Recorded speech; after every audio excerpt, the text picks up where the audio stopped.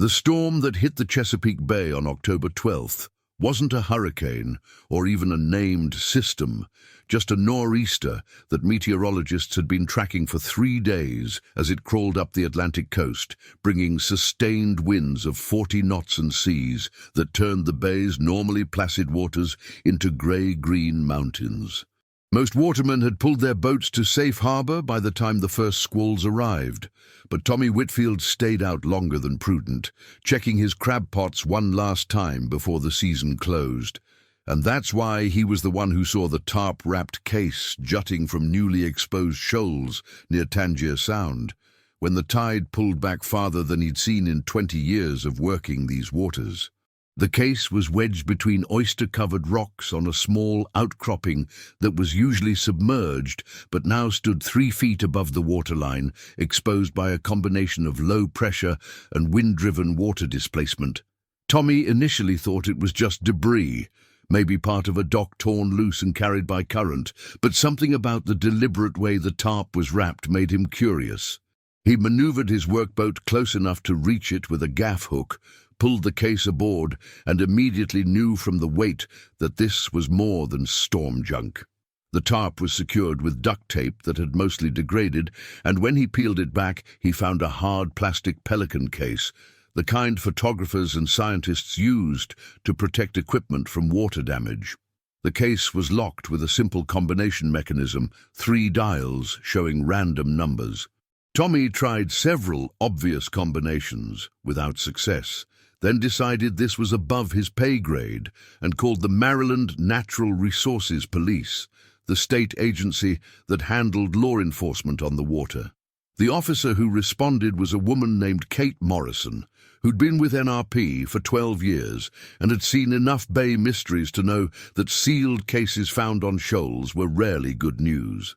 She took custody of the case, photographed its location and condition, and transported it to NRP headquarters in Annapolis, where it could be properly examined.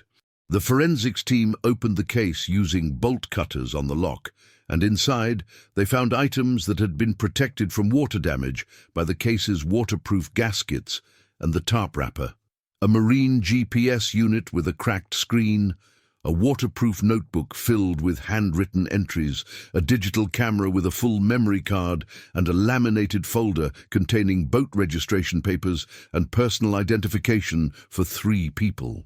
The registration was for a 34-foot Chesapeake Bay dead-rise workboat named the Eleanor Marie, documented out of Crisfield, Maryland. The IDs belonged to Captain William Hackett, age 47, his nephew Marcus Hackett, age 22, and a deckhand named Tyrell Davis, age 28. Kate Morrison ran the names through NRP databases and felt her stomach drop when she saw what came back. The 3 men had been reported missing 10 years earlier in October 2014, when the Eleanor Marie had failed to return from what should have been a routine oystering trip. The Coast Guard had mounted a search operation that covered 200 square miles of bay and coastal waters, looking for any sign of the boat or crew. They'd found nothing, not a debris field, not an oil slick, not any perb activation, nothing at all. The case had eventually been classified as presumed lost at sea. The 3 men declared legally dead after 7 years when their families petitioned the courts. And while the official file remained technically open, nobody had expected new evidence to surface after a decade. Morrison contacted the Coast Guard Sector Maryland National Capital Region, explained what had been found, and within hours, a joint investigation was initiated involving the Coast Guard Investigative Service, the Maryland Natural Resources Police, and the National Transportation Safety Board, which had jurisdiction over commercial vessel accidents. The lead investigator assigned was a Coast Guard senior chief named Marcus Webb, who'd worked maritime casualties throughout the Chesapeake Bay region for 15 years and remembered the Eleanor Marie case from his early career. He'd been a petty officer then, part of the initial search operation, and the failure to find any trace of the vessel or crew had bothered him ever since. Webb assembled his team in a conference room at the Coast Guard yard in Curtis Bay, spreading the case's contents across a table for examination. The GPS unit was old, a handheld Garmin from the early 2010s, and the forensics tech who examined it said there was a chance they could recover data if the internal memory hadn't been corrupted by moisture. The camera was a Canon point-and-shoot in a waterproof housing, and the memory card looked intact. But the most immediately accessible evidence was the notebook, its pages covered in what appeared to be a log or journal written by multiple people over a span of several days. Webb started reading, and as the entries unfolded, he realized this wasn't just evidence of what happened to the Eleanor Marie, but a detailed chronicle of something that shouldn't have been possible given what the Coast Guard knew about the bay's conditions during the time period the men disappeared. The first entry was dated October 18, 2014, written in neat block letters that were easy to read despite being written on a boat that was presumably moving. October 18th, 0700 hours. Left Crisfield for oystering grounds off Tangier Island. Weather forecast good, light winds, seas 1-2 feet. Plan is to work the public oyster bars on the Maryland side, see if we can get a decent haul before the water gets too cold. Tyrell is cooking breakfast. Marcus is checking gear. Feels like a good day. W. Hackett. October 18th, 11:45 hours, working the bars off the southern tip of South Marsh Island. Finding decent oysters. Looks like it'll be a profitable day. Noticed a vessel running parallel to us about half a mile out. Bigger boat, maybe 45 feet. No identification visible. They've been pacing us for the last hour. Makes me nervous, but probably just another waterman checking the same areas. W. Hackett. October 18th. 13:30 hours. The boat that was following us came closer, pulled alongside, and 3 men came aboard. They had guns. They said they were taking our catch and our fuel, and we should consider ourselves lucky they weren't taking the boat. We didn't argue with men holding guns. They took 6 bushels of oysters we'd just hauled and 50 gallons of diesel. The whole thing took maybe 10 minutes, and then they were gone. Marcus wanted to call the Coast Guard, but I said, wait, let's make sure they're really gone first. Don't want to be filing a report when they're still in sight. W. Hackett. Webb stopped reading and looked at his team. Pirates. In the Chesapeake Bay in 2014. It sounded absurd, like something from a different century, but he knew it wasn't unprecedented. The bay had seen periodic incidents of boats being boarded and robbed, usually for their catch or equipment, though such cases were rarely reported because watermen didn't trust law enforcement and preferred handling problems themselves. But guns changed things, made this armed robbery on navigable waters a federal crime that the Coast Guard took seriously. He continued reading, and the story got worse. October 18th. 14:45 hours. Tried to start the engine to head back to port and report what happened. Engine won't turn over. Marcus checked and found someone cut the fuel line while we were distracted by the men on deck. We're dead in the water. Tried to raise someone on the VHF, but our radio has been tampered with.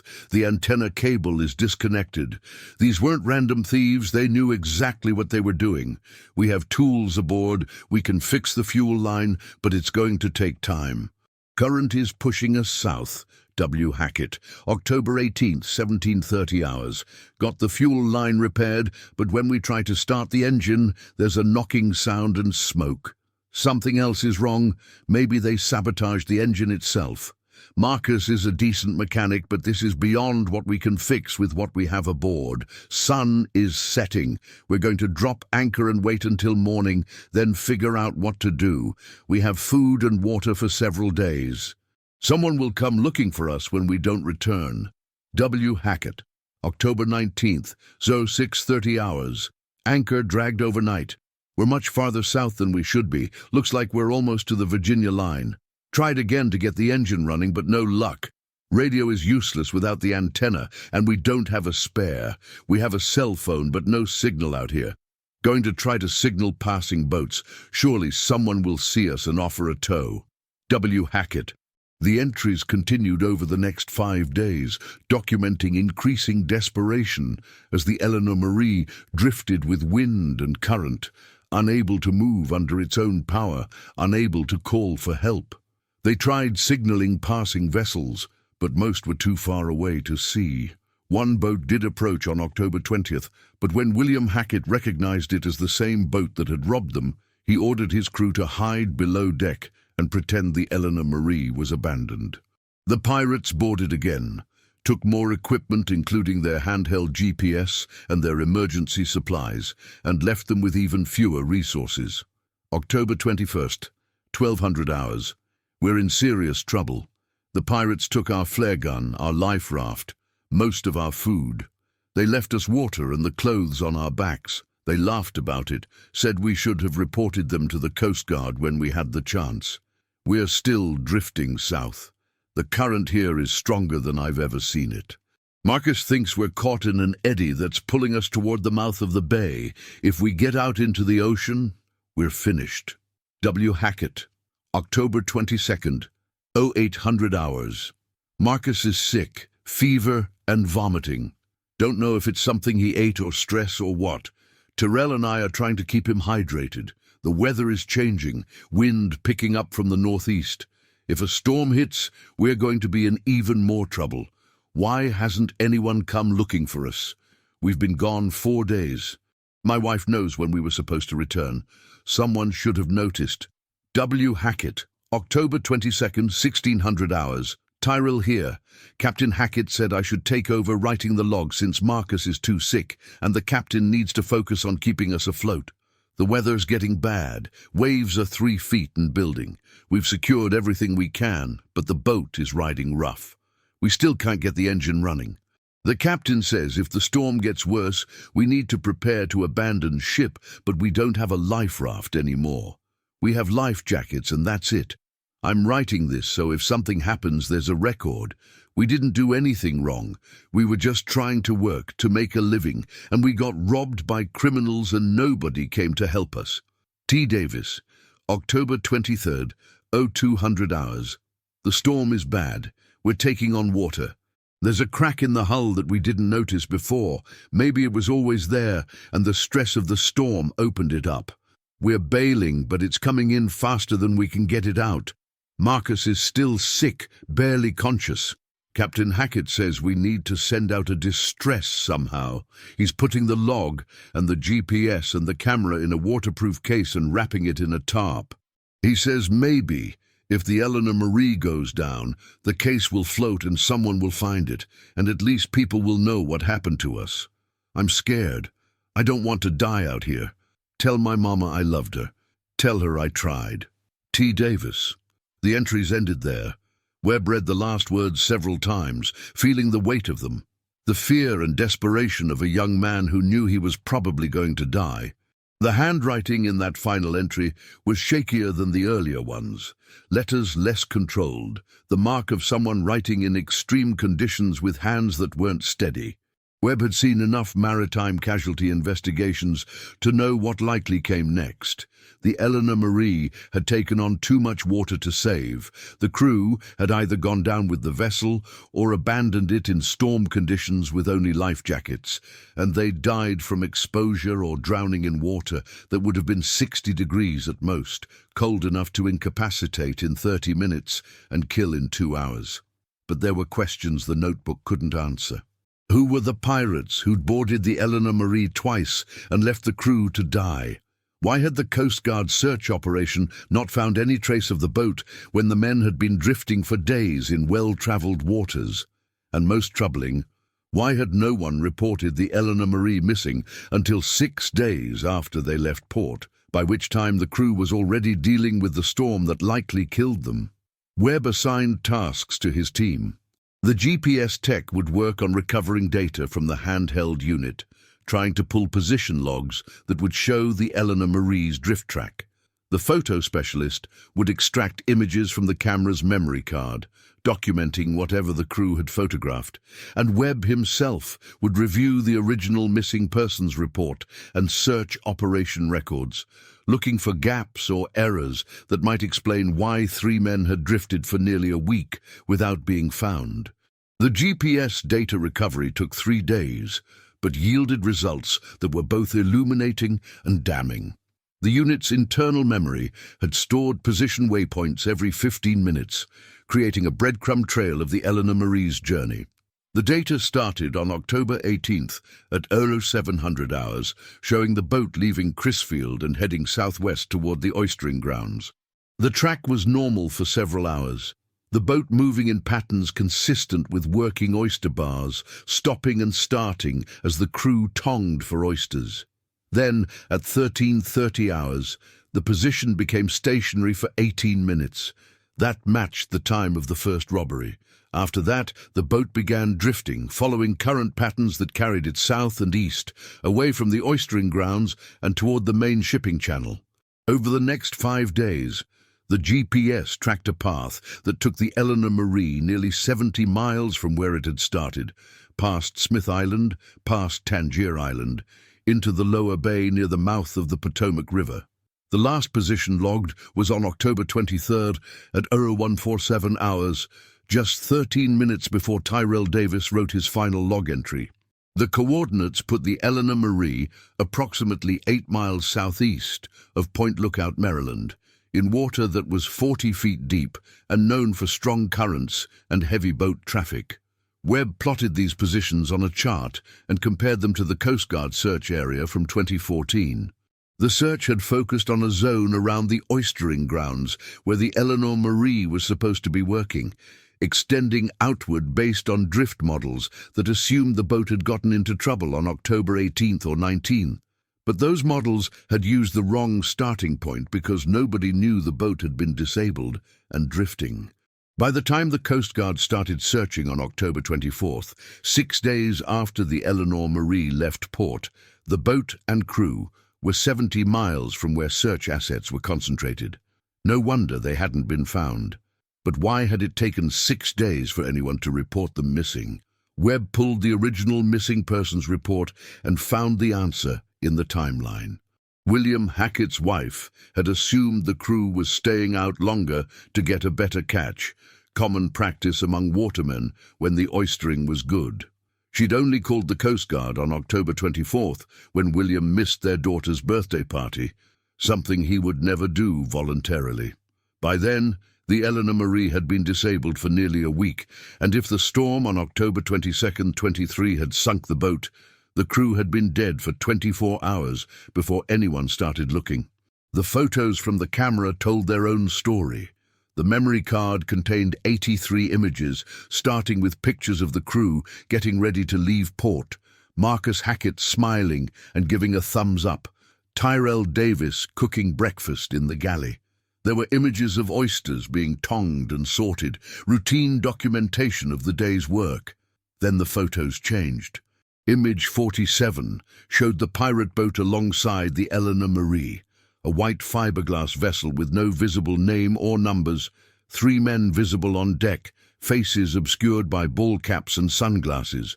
Image 48 showed 2 of the men aboard the Eleanor Marie, one pointing what looked like a shotgun at whoever was behind the camera. Subsequent images showed the damage the pirates had done, the cut fuel line, the disabled radio, the missing equipment. Someone, probably Marcus, given his interest in documentation, had photographed everything methodically, creating a visual record of the crime. The later images showed the Eleanor Marie's deteriorating condition, the crack in the hull that was leaking, water accumulating in the bilge, Marcus Hackett lying in a bunk, looking pale and sick, Tyrell Davis bailing water with a bucket. The final image, number 83, showed William Hackett holding the waterproof case that now sat on the conference table, looking directly at the camera with an expression that mixed determination and resignation. He'd known when that photo was taken that they probably weren't going to survive, but he'd made sure the evidence would. Webb called a press conference to announce the discovery and the conclusions the investigation had reached so far. He explained that the Eleanor Marie's crew had been victims of piracy, that they'd survived for nearly a week while drifting disabled in bay waters, and that they'd ultimately succumbed to a storm they had no way to weather in their compromised condition. He showed selected photos from the camera, the ones that documented the pirate boat and the boarding, and he appealed to the public for information. Someone out there knew who those men were. Someone had information about a white fiberglass boat operating in the Tangier Sound area in October 2014. Someone might have seen or heard something that could finally bring the people responsible to justice. The response was overwhelming. The case made national news, the story of watermen murdered by modern pirates, striking a chord with people who thought such things only happened in history books or off the coast of Somalia. The phones at Coast Guard Sector Maryland and the NRP headquarters rang constantly with tips, most of which led nowhere, but a few of which provided leads worth investigating. And among the calls was one from a woman named Patricia Voss, who said she'd been married to a waterman named Derek Voss in 2014, that they'd since divorced, and that she had information about who'd been running pirate operations in the bay that year if investigators were willing to protect her identity. Webb and Morrison met Patricia Voss in a coffee shop in Cambridge, Maryland, recording the conversation with her permission. She was nervous, kept checking the door, and she made them promise multiple times that her name wouldn't appear in any public records. Then she told them what she knew. Her ex-husband, Derek, had been part of a crew that ran what they called salvage operations, boarding boats that were working good oyster grounds and taking their catches. They justified it by saying the oyster bars were public resources, and they had as much right to them as anyone else. And if other watermen got there first, well, that was just the cost of doing business. Patricia said it had started small, maybe taking a bushel or two from boats they knew wouldn't fight back, but it escalated. By 2014, Derek and his partners, men named Craig Tillman and Bobby Sanchez, were boarding boats with guns and taking everything that wasn't tied down. They disabled boats so the victims couldn't chase them or report them quickly. Patricia had told Derek she wanted no part of it, that someone was going to get killed, and Derek had said that was the point, that fear kept people from reporting. The marriage had ended 6 months later when Patricia found out Derek was also running drugs from Bay Islands, using the pirate work as cover for more serious criminal activity. Did Derek or his partners ever mention the Eleanor Marie? Webb asked. Patricia's face went grey.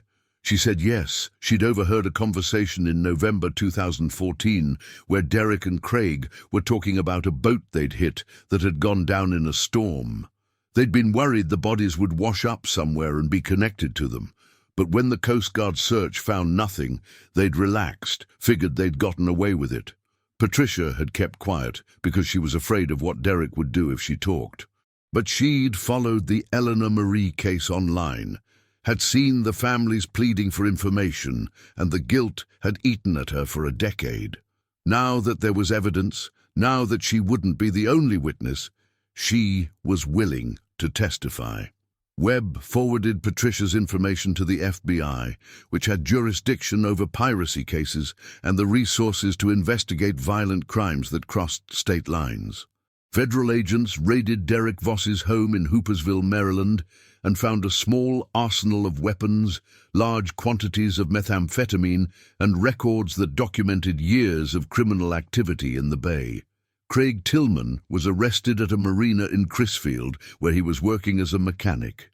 Bobby Sanchez proved more difficult to locate, but eventually FBI agents found him in a trailer park outside Salisbury, living under an assumed name and working as a day laborer. All 3 men were charged with piracy, armed robbery, drug trafficking, and 3 counts of felony murder under the theory that their actions had directly caused the deaths of William Hackett, Marcus Hackett, and Tyrell Davis.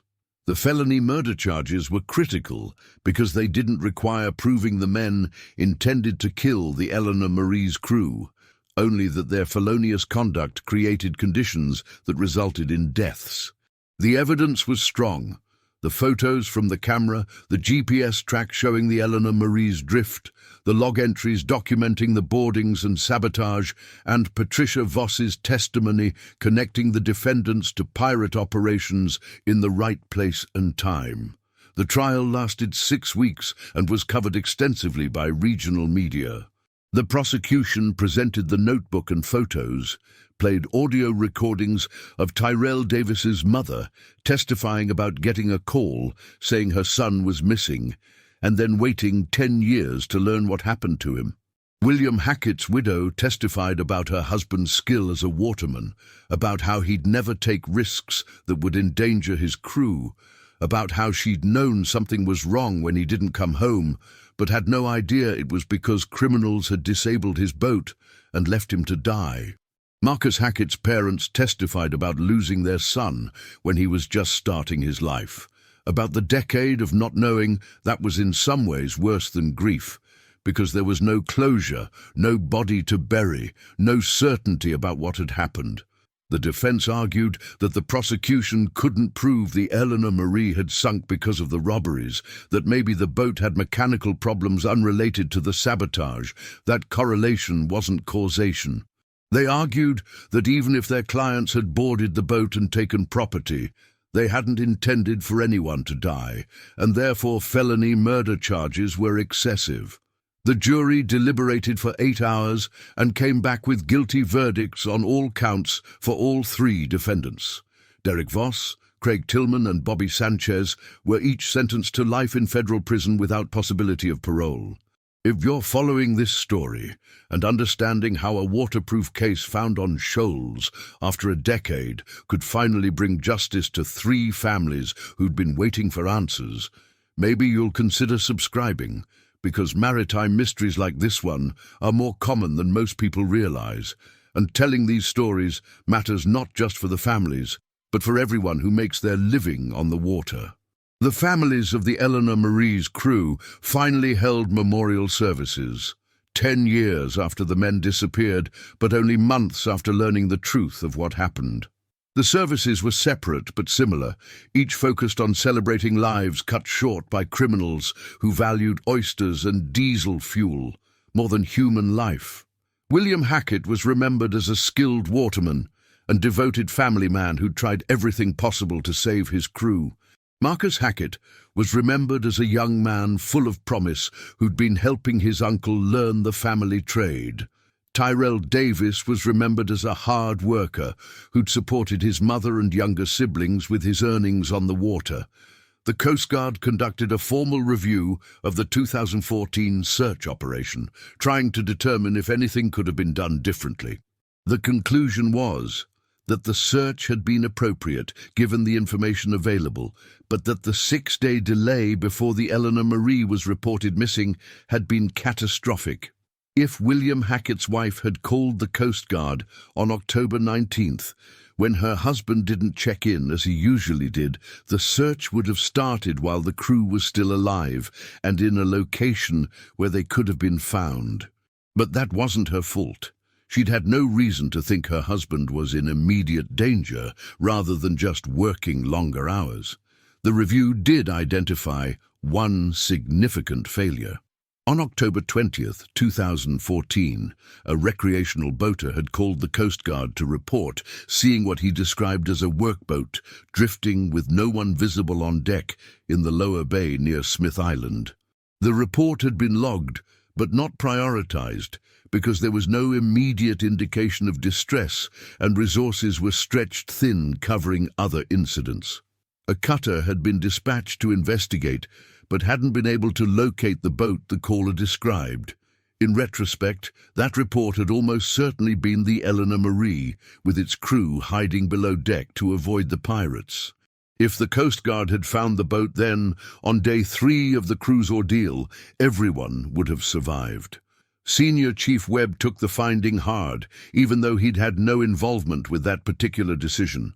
He understood that Coast Guard resources were finite, that choices had to be made about what to prioritize, that not every report of a drifting boat was a genuine emergency. But 3 men had died who might have been saved, and that knowledge was difficult to carry. He advocated strongly for changes to how the Coast Guard handled reports of vessels in distress, arguing for better risk assessment protocols and more aggressive investigation of ambiguous situations. Some of his recommendations were adopted. Others weren't. The bureaucracy moved slowly, but it moved. The Maryland Natural Resources Police increased patrols in areas where piracy incidents had been reported, working closely with the Coast Guard and FBI to identify and disrupt criminal operations on the water. They made several arrests over the following years, mostly small-time operators stealing crab pots or outboard motors, but the message was clear. The bay was being watched, and criminals would be caught. The maritime community responded positively, with more watermen willing to report incidents and cooperate with law enforcement when they'd previously stayed silent. Kate Morrison, the NRP officer who'd taken custody of the waterproof case, was promoted to sergeant and transferred to the Criminal Investigation Division, where she specialized in marine crimes. She worked closely with federal agencies on cases involving drug smuggling, illegal fishing, and occasional piracy incidents. The Eleanor Marie case had changed how she thought about her work, made her more aware of how crimes on the water could escalate into tragedies, made her more aggressive about pursuing cases that other officers might dismiss as minor. She kept a photo of the Eleanor Marie on her desk, a reminder of why the work mattered. Tommy Whitfield, the waterman who'd found the case on the shoals, was interviewed by every news outlet in the region and became briefly famous. He didn't particularly enjoy the attention, preferring the solitude of working his crab pots to answering questions about what he'd been thinking when he pulled the case aboard. But he did accept an invitation to meet the families of the Eleanor Marie's crew, and he told them honestly that he'd just been in the right place at the right time, that any waterman would have done the same. William Hackett's widow gave him a photograph of her husband standing on the Eleanor Marie, and Tommy hung it in his boat's cabin as a reminder that sometimes the bay gave back what it took. The waterproof case itself was entered as evidence in the trial, and after the convictions, it was offered to the families. William Hackett's widow asked if it could be donated to the Chesapeake Bay Maritime Museum in St. Michael's, where it could be displayed as part of an exhibit about the bay's working watermen and the dangers they faced. The museum agreed, creating a display that included the case, selections from the notebook, some of the photographs, and explanatory text about the Eleanor Marie's story. The exhibit opened 2 years after the case was found, and it drew thousands of visitors who came to learn about piracy in modern America and the men who died because of it. The families established a memorial fund in the names of William Hackett, Marcus Hackett, and Tyrell Davis, using money from the Victim Compensation Fund and private donations to create scholarships for children of commercial watermen who wanted to attend college or vocational training. The fund was administered by the Watermen's Association, and over the following decade, it helped dozens of young people pursue education and careers that wouldn't require them to risk their lives on the water the way their parents had. William Hackett's daughter, who'd been 12 when her father disappeared and was now in her 20s, became an advocate for maritime safety and crime prevention. She testified at state legislative hearings about the need for better law enforcement presence on the water, for harsher penalties for piracy, for resources to help watermen install security systems on their boats. Some of her advocacy led to new laws, including a Maryland statute that specifically addressed piracy and increased penalties for maritime robbery. She did the work not because it would bring her father back, but because maybe it would prevent someone else from losing theirs. Senior Chief Webb retired from the Coast Guard 5 years after the Eleanor Marie case concluded, capping a 25-year career that had included dozens of investigations and hundreds of lives saved. He moved to Annapolis and became a consultant for maritime safety organizations, teaching courses on accident investigation and evidence preservation. He always used the Eleanor Marie as a case study, explaining how a waterproof case secured in the final moments before a boat sank had provided evidence that solved a decade-old mystery and brought criminals to justice. The case demonstrated the importance of documentation, he'd tell students, of making records even when you thought you were going to die, because sometimes those records outlived you and told stories you couldn't tell yourself. The Eleanor Marie herself was never recovered. The Coast Guard mounted a sonar search of the area where the GPS track ended, looking for the wreck, but the bottom in that part of the bay was littered with debris from 2 centuries of maritime activity, and identifying one specific wreck was nearly impossible.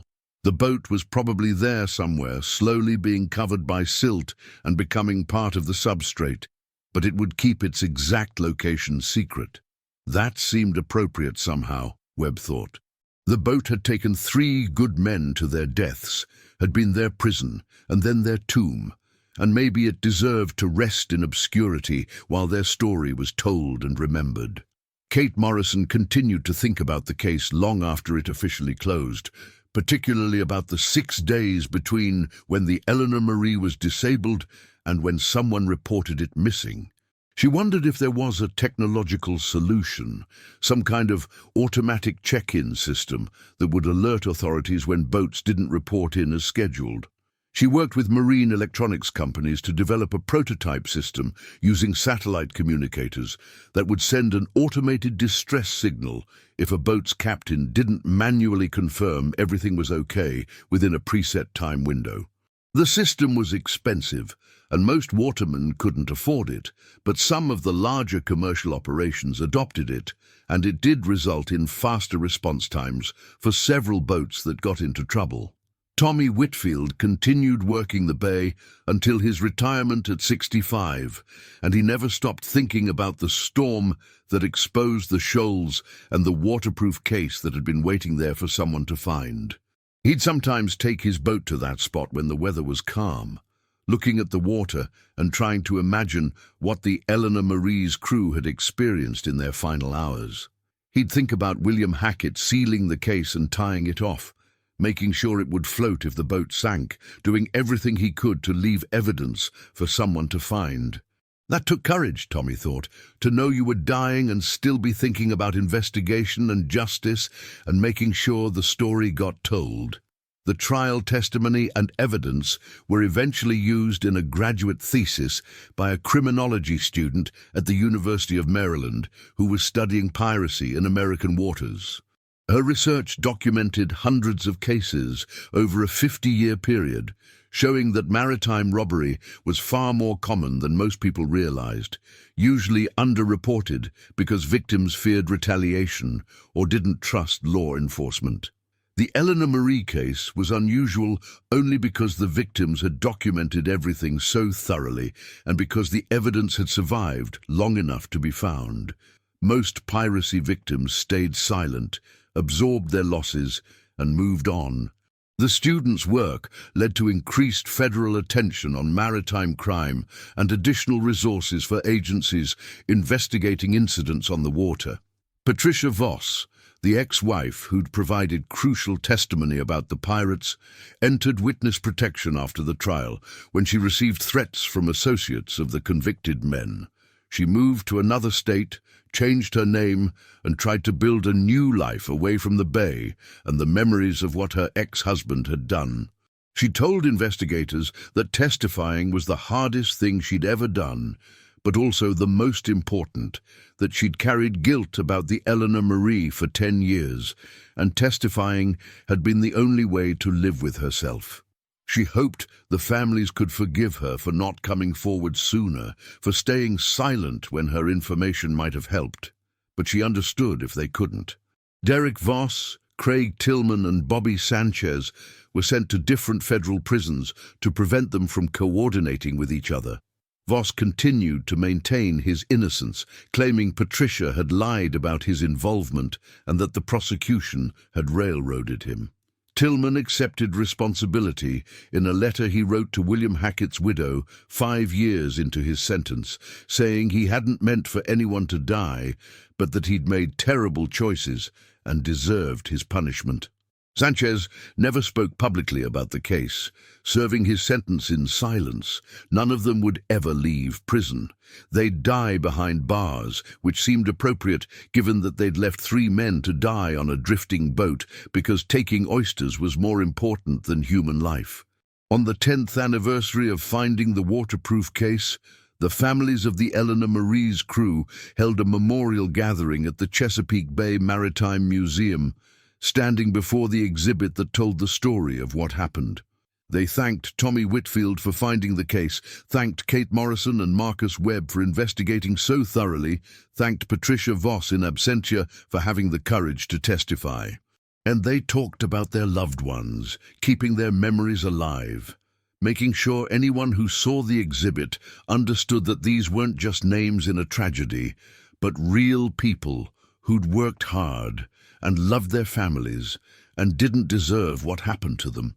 William Hackett's widow brought the photo Tommy Whitfield had hung in his boat's cabin, the one showing her husband standing on the Eleanor Marie, looking strong and confident. She talked about how William had been the kind of man who took care of everyone around him, who'd made sure his nephew Marcus learned the trade properly, who'd treated Tyrell Davis like family even though he was just hired help. She talked about how William had done everything right that final week, had fixed the boat as well as he could, had tried to signal for help, had stayed calm and kept his crew together. He died protecting them, she said, making sure they had water and shelter, writing the log so someone would know the truth. That was who he was. Marcus Hackett's mother talked about her son's plans, how he'd wanted to eventually buy his own boat, how he'd been saving money and learning everything his uncle could teach him. He'd been excited about the oystering trip, had called her the night before to say he was going out with Uncle William, and it was going to be a great season. That was the last time she'd heard his voice. She'd replayed that conversation 1,000,000 times over 10 years, listening for clues she'd missed, for some indication he was worried or afraid. But there'd been nothing. Just her son being happy about work and life and the future he'd never get to have. Tyrell Davis's mother was the last to speak, and she talked about how her son had been the family's provider, how his earnings on the water had helped put his younger siblings through school. She talked about reading his final log entry, the one where he'd said, "Tell my mama I loved her," and how those words had broken her heart and healed it simultaneously. Broken because her boy had died scared and alone, healed because he'd been thinking of her at the end, had made sure his last written words were a message of love. That mattered. That was something she could hold on to. The gathering ended with a moment of silence, and then people dispersed, some to look at the exhibit, others to walk the museum grounds overlooking the bay. Webb stood at the railing watching boats move across the water and thought about all the investigations he'd worked, all the people he'd found or failed to find, all the stories that ended in tragedy despite everyone's best efforts. The Eleanor Marie case had ended better than most because the evidence had survived and the criminals had been caught and the families had gotten answers. But 3 men were still dead, and nothing would change that.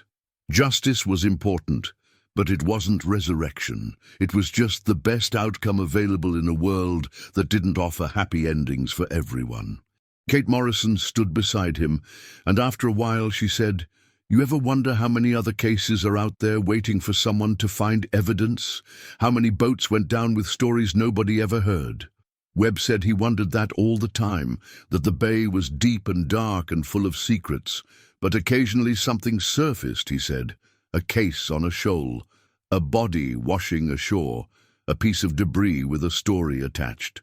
And when that happened, there had to be people willing to do the work of investigation, to care enough to piece together what happened, to bring answers to families who'd been waiting. That was the job. That was what mattered. If you've stayed with this story to the end, through all its painful revelations and the long journey from finding evidence to achieving justice, then you understand something important about why these investigations matter. They're not about closure in some abstract sense, but about honoring the dead by making sure their stories are told truthfully and completely. If you believe that matters, if you think these narratives should be preserved and shared, turn on notifications. Because there are more stories like this one, more families waiting for answers, more evidence waiting to be found in places nobody thought to look. The water keeps secrets until it doesn't, and when it finally speaks, someone needs to be listening and willing to do the work of translation from evidence to understanding to justice. That's what this story represents, and that's why it deserves to be told and remembered and used as an example of what's possible when investigators don't give up and when evidence survives long enough to tell the truth. The Chesapeake Bay continues its ancient work, tides flowing in and out, seasons turning, storms exposing and concealing in endless cycles. More boats go out every day, more watermen and recreational boaters and commercial fishermen, all of them taking calculated risks that the bay will be forgiving. Most of the time it is. But occasionally it isn't. And when tragedy strikes, there are people like Tommy Whitfield who find evidence in unexpected places, people like Kate Morrison and Marcus Webb who investigate thoroughly, people like Patricia Voss who overcome fear to testify, and people like the families who wait years for answers and then use those answers to prevent future tragedies. The Eleanor Marie's story is one of thousands written in water over centuries of maritime activity, but it's one of the few where the entire narrative survived long enough to be read. That's remarkable in itself, Webb had told the families at the memorial gathering. Your loved ones created a record that lasted a decade underwater, that survived storms and tides and all the forces that erase evidence. They wanted you to know what happened. They wanted the people responsible held accountable. And because they did that work in their final hours, because they documented everything and protected the evidence and made sure it would be found eventually, justice was possible. That's their final gift to you, he'd said. The truth. And the truth mattered. It mattered to the families who could finally stop wondering and start grieving properly. It mattered to the maritime community that learned criminals would be caught and punished even years after their crimes. It mattered to law enforcement agencies that could use the case as a model for handling maritime crime. It mattered to everyone who worked on the water and understood that the bay's beauty came with danger, and that danger was multiplied when criminals operated without fear of consequences. The story ends here, not because there's nothing more to tell, but because the essential arc is complete. Evidence was found, an investigation was conducted, justice was achieved, families received answers, criminals were punished, and the story was told so completely that others could learn from it, could understand the real cost of piracy and the importance of reporting crimes immediately, and the need for constant vigilance on the water. If those lessons prevent even one future tragedy, then maybe the Eleanor Marie's crew didn't die entirely in vain. Their deaths taught lessons written in their own words, documented in photos and GPS tracks and log entries, and those lessons persist long after the boat itself has dissolved into the bay's sediment. William Hackett's act of sealing that waterproof case in the Eleanor Marie's final moments, of protecting evidence when he could have spent those minutes trying to save himself, represents something essential about human nature. Even facing death, we want our stories told. We want truth to survive even if we don't. We want justice for ourselves and protection for others who might face similar circumstances. And sometimes, through combination of preparation and luck and the persistence of people like Tommy Whitfield and Kate Morrison and Marcus Webb, those wants become reality. The case drifts to a shoal. A storm exposes it. Someone finds it and recognizes its importance.